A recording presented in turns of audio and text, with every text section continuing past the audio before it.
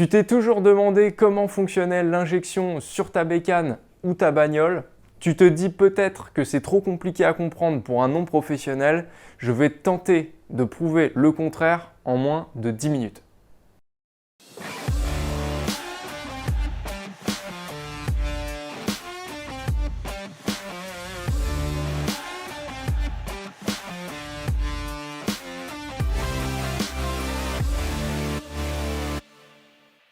Et si toi aussi t'es passionné de bécane et de mécanique, moteur, etc., je t'invite à t'abonner juste en dessous, ça m'aide énormément, tu peux pas savoir à quel point. Merci. On commence par se poser la question suivante. De quoi a-t-on besoin? De quoi a-t-on besoin? Bah d'essence quoi. Et tu penses qu'on balance de l'essence au hasard toi comme ça? Pour rappel, pour que notre combustion soit optimale, il nous faut 14,6 g d'air pour 1 g d'essence dans notre mélange. On appelle ça le rapport stoichiométrique. Le problème, c'est que selon dans la situation où se trouve le moteur, on n'a pas besoin de la même quantité de mélange, donc d'essence. Poignée à fond, poignée à moitié, moteur à 10 000 tours, au ralenti, il fait chaud, il fait froid, c'est plein de situations qui font que le moteur, il faut qu'il s'adapte tout le temps. Pour l'air, c'est facile. Le moteur pompe par son propre fonctionnement, mais pour l'essence, comment ça se passe? Comment on dose tout ça? Eh bien, c'est de ça qu'on a besoin. Un système capable de reconnaître des situations spécifiques et de donner les bonnes réponses pour l'injection du moteur. Pour l'injection, nous avons besoin d'un calculateur, une pompe à essence, un régulateur de pression d'essence, des injecteurs et une pelle de capteur. Bon, un injecteur par exemple, qu'est-ce que c'est? C'est tout simplement un robinet qu'on ouvre et qu'on ferme dans un laps de temps très précis, de l'ordre de la milliseconde. Il y a deux choses qui déterminent le débit qui passe à travers celui-ci. 1. La pression qu'il y a au cul de l'injecteur. 2. Le temps où il va s'ouvrir. Donc, premièrement, vous vous en doutez, on va faire en sorte que la pression soit toujours constante au cul de l'injecteur. Comme ça, si la pression est constante, on n'aura plus qu'à régler le temps d'ouverture de l'injecteur. Ça nous mène au petit schéma suivant. Ce que vous voyez en orange, c'est la pompe à essence. Dites-vous qu'elle envoie tout ce qu'elle peut. On va dire qu'elle envoie 8 bars au pif, c'est pas important pour la suite. Cette pompe, elle est immergée dans le réservoir. Donc en fait, elle prend autour d'elle l'essence et elle l'envoie à 8 bars dans le circuit. Ensuite, elle passe par un filtre. Ça, c'est pour que ton injection, elle ne se mange pas toute la merdouille de fond de cuve de Leclerc. Ça passe par un gros conduit en métal en général qu'on appelle tout bonnement la rampe d'injection. C'est où tes 4 injecteurs, si tu as un 4 cylindres, hein, si tu as un 2 cylindres, il y en a que 2, etc. Mais c'est où tu as tes injecteurs qui sont connectés, quoi. C'est ce qui va, la rampe d'injection, c'est ce qui alimente en essence tes injecteurs. Le problème, si on s'arrête là, c'est que ta pompe, elle envoie 8 bars, ok? Donc elle envoie 8 bars aux injecteurs. Le problème, c'est que quand tes injecteurs ils vont s'ouvrir, la pression, elle va chuter. Et ça, on ne veut pas. Nous, on veut une pression qui reste constante dans toute situation. Eh bien, pas de panique. On va se dire, par exemple, qu'on veut qu'il y ait 2,5 bars tout le temps au cul des injecteurs. Donc c'est bien moins que 8 bars. Donc votre pompe, elle envoie en équivalence, hein, je vulgarise, elle envoie 8 bars. Pour que votre pression reste constante à 2,5 bars sur votre rampe d'injection, on va placer au bout de la rampe d'injection un régulateur de pression d'essence.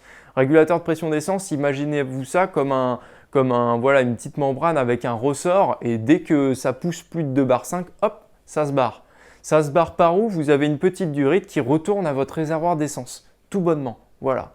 Donc avec ce système, déjà, vous avez 2,5 bars en continu et si les injecteurs s'ouvrent, ça reste à 2,5 bars.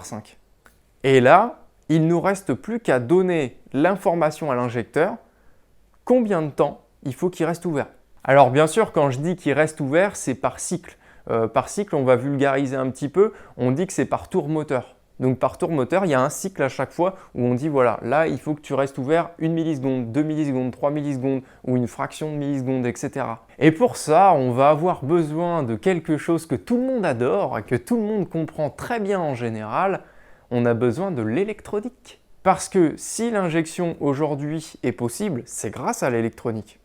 Alors t'inquiète pas, je vais pas t'envoyer 15 tonnes de cours d'élec en pleine face. T'inquiète pas, ça va bien se passer. Alors, on passe sur le schéma suivant. Et là, attention, il est vraiment pas compliqué, c'est à titre d'exemple.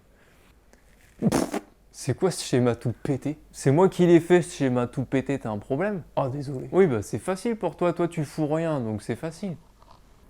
Au milieu, on a le calculateur. C'est tout bête, lui à l'intérieur, il a un programme qu'on appelle la cartographie. Je m'explique. Lui, il reçoit les données des capteurs d'injection. Donc on va avoir toute l'appel de capteurs que vous voyez en entrée et il va interpréter les situations physiques dans lesquelles est le moteur. Et lui, par rapport aux données des capteurs, il va interpréter et créer une réponse qui va envoyer par la suite aux injecteurs, tout simplement pour donner un temps d'ouverture d'injecteur. Tu commences à comprendre? En gros, il fait ça en 2 étapes. En premier lieu, il va traiter les données des capteurs principaux. On va en avoir 2, on peut en avoir 3, mais pour l'instant, on reste sur 2. On a le CKP. Le CKP, c'est tout bonnement le capteur de tours minute. Je vulgarise, mais je n'ai que 10 minutes. Et le TPS. Le TPS, tu sais, c'est celui que tu as sous ta main droite, que tu passes ton temps à martyriser. La poignée de gaz, elle est reliée à un volet qui octroie l'arrivée d'air pour le moteur. Plus tu l'ouvres, plus il y a d'air qui rentre. Plus il y a d'air qui rentre, logique, plus il faut d'essence. Le TPS, c'est lui la petite balance numéro 1. Je pense que tu t'en doutes, mais idem pour le CKP. Plus le moteur il tourne vite, plus il aspire, plus il prend d'air, plus il lui faut d'essence. Tu l'auras compris, ces 2 capteurs sont primordiaux, ils représentent la base de l'injection. C'est pour ça qu'on les appelle les capteurs principaux. Donc ces dernières données, elles sont traitées en instantané. Avec ces 2 capteurs, déjà, la moto tourne. Il en manque un, c'est mort. Ensuite, deuxième étape, il prend en compte les données des capteurs secondaires. Température extérieure, température moteur, pression atmosphérique, son lambda, tout le reste des capteurs, quoi. Et donne une correction globale à l'injection. Donc là, on n'est pas sur une précision comme le CKP ou le TPS. Ça permet à l'injection de peaufiner et de s'adapter aux conditions auxquelles elle fait face, mais ce n'est qu'une moyenne. Je dis ça parce qu'il y a souvent de grosses confusions, notamment avec la sonde lambda qui est une sonde qui analyse les gaz d'échappement. Beaucoup pensent qu'ils peuvent faire toutes les modifications du monde et que la sonde lambda va tout régler en instantané. Mais non, ce n'est pas un capteur principal. Ce montage existe, néanmoins il est réservé en général au secteur de la compétition. Mais déjà, il faut une sonde lambda qui coûte très cher et même avec ça, on ne peut pas faire n'importe quoi. Tu vois, au final, je suis sûr que tu ne t'es même pas rendu compte, mais là, je viens de t'expliquer tous les lecs en fait. En gros, la réponse que va donner ton calculateur à tes injecteurs, c'est une petite tension qui va déterminer ton temps d'ouverture d'injecteur. Alors bien sûr, les injecteurs, ils sont hyper sensibles et ils sont hyper rapides, bien sûr, tu t'en doutes. Voilà, pour conclure, il y a un système qui garde toujours la même pression au cul de l'injecteur et après, c'est des capteurs qui viennent prendre la situation dans laquelle est le moteur. Ils envoient tout ça au calculateur, le calculateur, il interprète, il donne la réponse aux injecteurs et voilà, l'injection, c'est ça.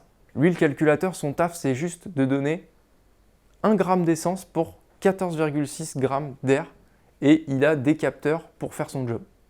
Point. Oui, j'ai vulgarisé pas mal de choses pour que ce soit compris par tous. Donc, les experts munis de vos mitraillettes, du calme. Bien sûr, s'il y a un point qui n'est pas clair pour vous, n'hésitez pas à me le poser en commentaire. J'essaye de répondre au maximum à vos questions. Et si la vidéo t'a plu, je t'invite à la partager sur tes réseaux. Je te jure, ça m'aide de fou. Allez, sur ce, je vous laisse. Je vous dis à la prochaine pour de nouvelles vidéos. Ciao, ciao. Et allez voir la petite chaîne d'El Cancro Motors.